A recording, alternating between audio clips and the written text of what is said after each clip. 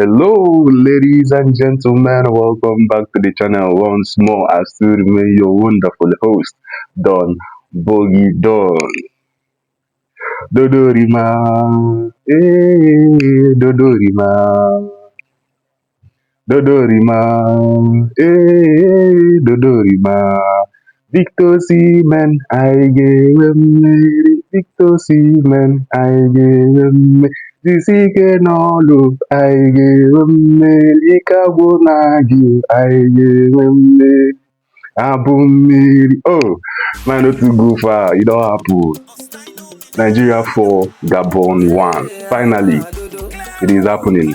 After all the debate, after all the struggle, after all the stories, after everything, it finally happened for the Super Eagles, and we are going to the finals of the CAF World Cup qualifiers playoff. We'll be taking on DR Congo on Sunday, but now it's about the review of the game against Gabon. Everybody turned up. What a game! Initially, I was so afraid that these guys might not match up to the energy of the Japanese, but at the end of the day, we saw how it played out. And I'm not surprised what happened in the whole 90 minutes of the game, especially the first half. I would say that these boys used the first half as their training, how do I say, as their training session. Then the second half as the same training session, but rounding off. Then the extra time in that game was just the Super Eagles showing us who they are, because you can't come to camp, do a light training on Monday, cancel your trainings on Tuesday, then on Wednesday you are just training fully against a game you have on Thursday. So whoever that is angry with what these boys played in the first half and the 90 minutes of the game should know that it was just a proper training for them. And the golfing class showed, because during the extra time of that game, the Gabonese they are nowhere to be found. Why? Because these guys are playing in Europe. The strength, the class showed, because when you play in a tougher place, in a tougher league, you have the strength to last that long, and it showed why we are the superior team on the day. So kudos to the Super Eagles. A lot of chances we have missed. I'm not going to go into that for those that watch the game. Let's not drag on with that. It's about the players. It's about the players. NFF. Hey, the Nigerian football fraud, or should I say the Nigerian Fraud Federation. That's what you people are, the Nigerian Fraud Federation. You people should be thanking your gods that these guys saved you. They saved you guys. Please, we don't want to hear stories. You see their bonuses against DR Congo. Please pay it to them today, this morning, as of Friday.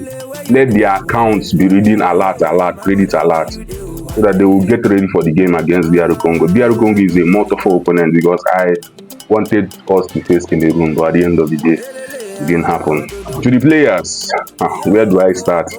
First of all, who do you pick as your man of the match? Victor Osimhen or Benjamin Frederick or Akwa Adams? Just make your pick. Sorry about that. Just try and make your pick, but it was really indeed a great game. Then from the defense line, let me start from the defense line. They did a very good job from the goalkeeper, what's his name, Mwabali, down to the right back, centre backs, and the left back. Zaidu Zenusi. This guy, since we entered this team, you see, there is one thing with sitting on the bench. When you sit on the bench and finally get the opportunity to play, you don't want to joke with it. And this guy have shown it that he doesn't want to joke with that opportunity. He has taken that number 3, the left back, as his position. Bruno Emechi, I know how you have served us, but Zaidu looks like the man who really is suited for what we are doing going forward. And I like what I'm seeing from Zaidu Senusi. The centre back pairing, leave the talk. Eric Chell, I'm begging you, please. These guys should be our centre back pairing going into AFCON. I've said this, and I said this in October. Ekong should just please be the Joseph Yobo of the 2013 AFCON winning Super Eagles squad. That's what Ekong should be doing for us. Basi and Benjamin Frederick should be our starting centre backs. These guys have showed us that their chemistry is out of this world. Benjamin Fredericks, oh my god, this guy is a guy, an example of opportunity meeting readiness, because if not for that mini tournament we played back then that involved Jamaica and what's the name of this country at Brentford, we wouldn't have seen this guy. Nobody would have picked this guy, but when the opportunity came, he was ready.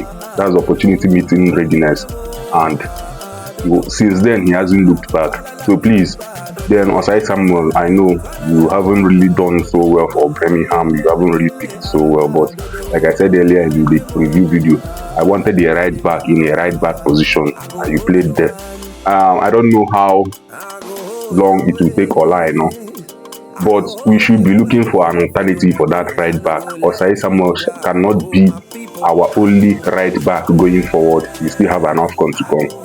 Then to the midfield, Wilfred Ndidi. You showed us why we are rated one of the best central defensive midfielders back then with Leicester in the Premier League.